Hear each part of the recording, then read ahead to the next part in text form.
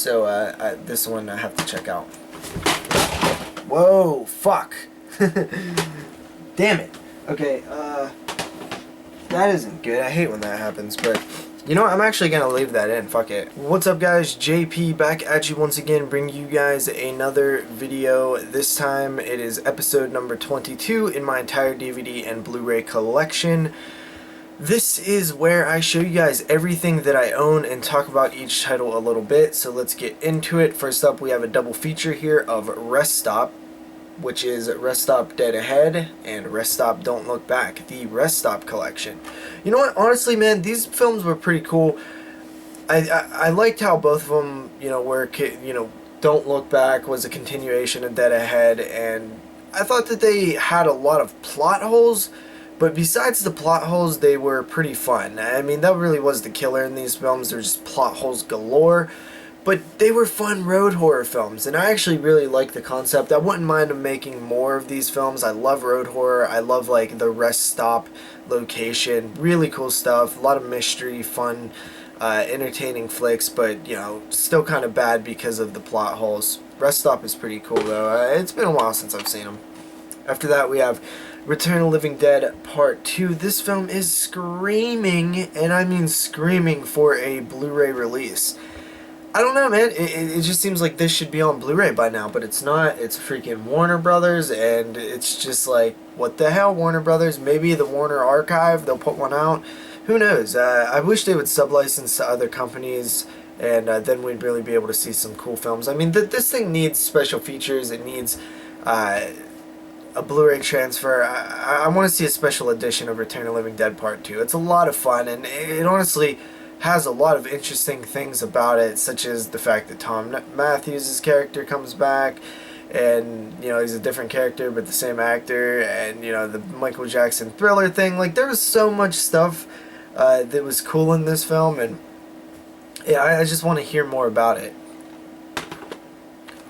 After that, we have Return of the Living Dead Part 3, which also could use a Blu-ray transfer. Uncut, special features. I would be really curious to see what the mindset was about creating this film, and, you know, when they went into it, like, what they was trying to do. I honestly, the second and third Return of the Living Dead are both solid films, and I feel like they are really untalked about by the people who made them.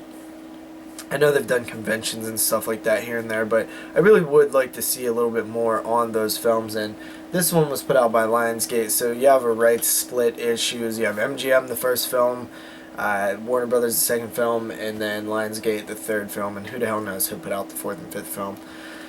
Yes, Return of the Living Dead Part 3. After that, we have one of my favorite horror documentaries, and that is More Brains, A Return to the Living Dead.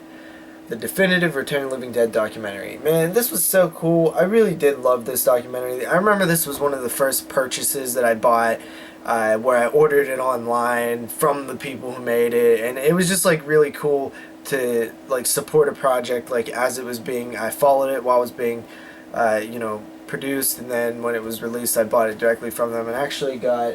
There's a poster, you can't see it, but it would be over there, that's signed by a few of the actors that came with this release. I thought that was really cool. It was really my, like, first signed piece of anything.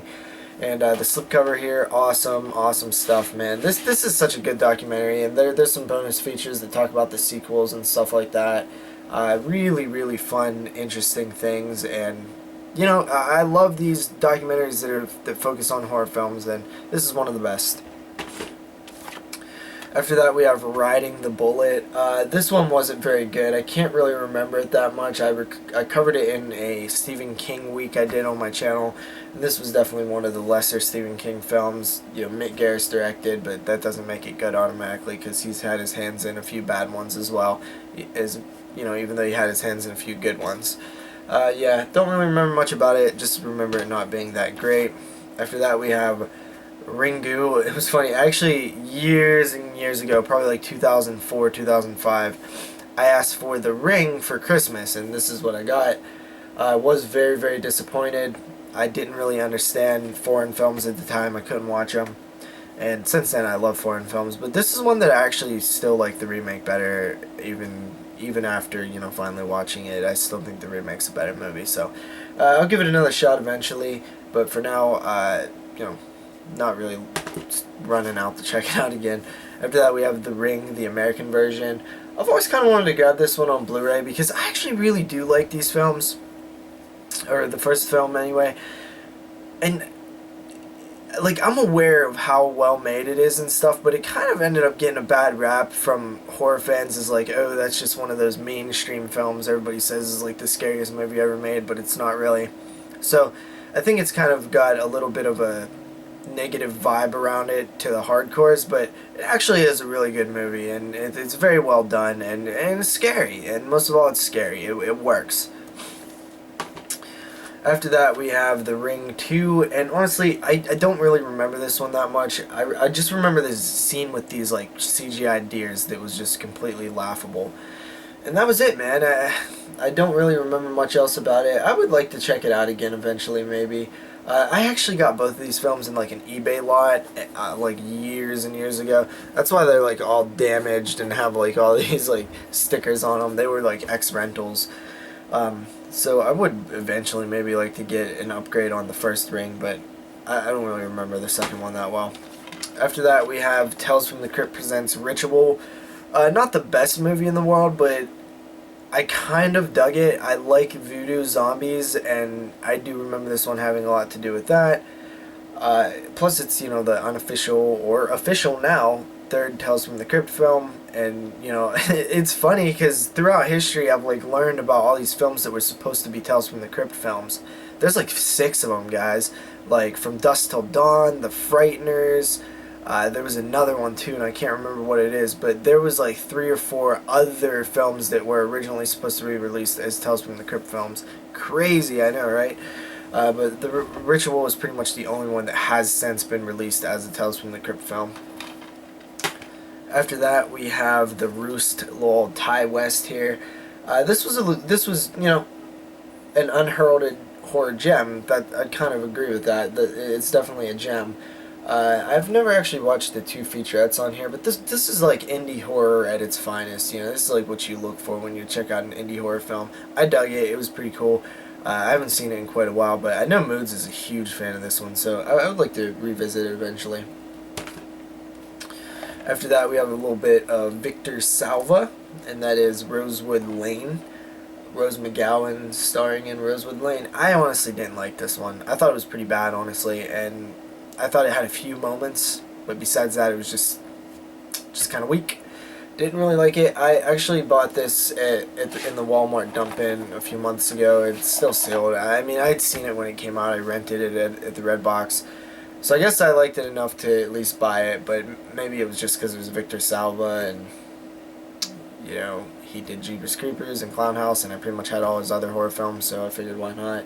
Or it could be that I just want to give it another shot, but I honestly don't even feel like it anytime soon. I remember feeling slow and stuff. After that, we have Rose Red, which actually I believe is one out of print, which is funny, right? This is one of those films I gotta watch very soon. I've watched. I remember watching part of it when it first aired. It was, you know, back then Stephen King movies were like an event. And I really remember this being the last one that really felt like an event. And ever since then, it's kind of been like they just come and go. But this one in particular, I do remember a little bit about. I haven't revisited it in a long time, and I really kind of want to, and I will soon, because we're doing our top 10 of 2002 on the podcast later next year. We really have time. Awkward. So, continuing along, we have Rosemary's Baby. Good, great stuff here. 10 out of 10. Love this film. True masterpiece. Roman Polanski. Great stuff. After that, we have Rottweiler, which I believe this one was directed by Brian Usna, which is pretty crazy. He did Society. I would be really curious to see how this one is, because I'm sure it cannot be great, right? It can't be. I'll check it out. After that, we have The Ruins. I love The Ruins. I would actually upgrade this film for a Blu-ray, because this is a great, great, fun film. If you can get past the idea that it's killer plants, if you can suspend your disbelief, because in this story, these killer plants are killer plants. I mean, don't put it in our reality. in this reality, killer plants are a thing, and it's good, man. It's good. It's good. I think it's really an underrated film. I really do. The Ruins is awesome. Great gore in that one as well. After that, we have Sanctimony. This is a Uwe Boll film. This one was awful. Awful. Just pure awful. I can't even... it was just so bad. You know, a lot of people talk about him being a terrible filmmaker. This film was just pointless. There's just nothing to it. And, yeah. Don't want to say too much more about that. Salems Lot. I finally got this. This was forever, man. I was so happy when I finally got it. I watched it. I was really into it. Really cool stuff. Classic sort of animalistic vampire. Those good kind of vampire films that they don't really do anymore. The sort of Nosferatu type vampire. Man, good TV movie. I would be curious. I heard that out there somewhere on VHS is a theatrical cut of this film, which is significantly shorter. I would be curious to see how that plays. So if anybody has one, maybe we could do a trade, maybe you could hook me up with it or something, or if you know where to get one, let me know. I'd be curious. This is about to happen again. They're about to all fall. Hope everything's okay. After that, we have Salem's Lot. This is the TV remake. What an awful fucking case, right? Am I right? I've seen other versions of this, but this one is just... This is like the TNT.TV version. Is this a goddamn DVD-R? I never looked. I don't think it is, but... It's like such a weird edition. It's like the... I guess it came from like the TNT website. We Know Drama. Isn't that a bunch of bullshit? I remember when TNT used to be about like action and like monster movies, and now it's We Know Drama. Like you're called TNT. I've always hated that. I hated when they changed that channel's like demographic. It was so annoying. But I don't know. This is one. I'm not super curious about this one, but I will see it eventually. After that, we have Santa's Sleigh, and I grabbed this one for a good old $4 at a local shop that has things sometimes. And, oh, dude, this is a blast. I mean, I normally don't like shit like this, but I think because it's Christmas, it adds a certain, like, charm to it. You know exactly what you're getting in the first scene of this film, and I feel like films that are gonna go this direction need to do that. You need to warn your audience right away what you're doing. And damn, this one is a fun one, man. I can't really talk too much shit on it. It's a good fun time, fun Christmas tale.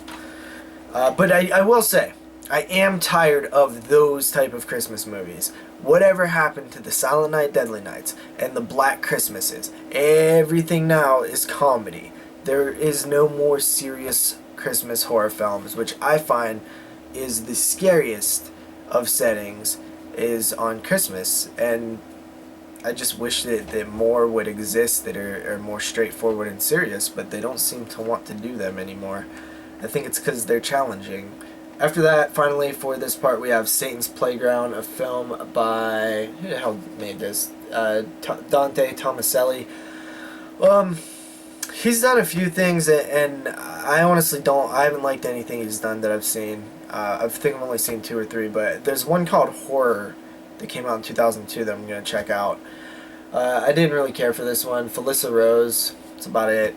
So that's it for this part, guys. Thanks for watching, and... peace out.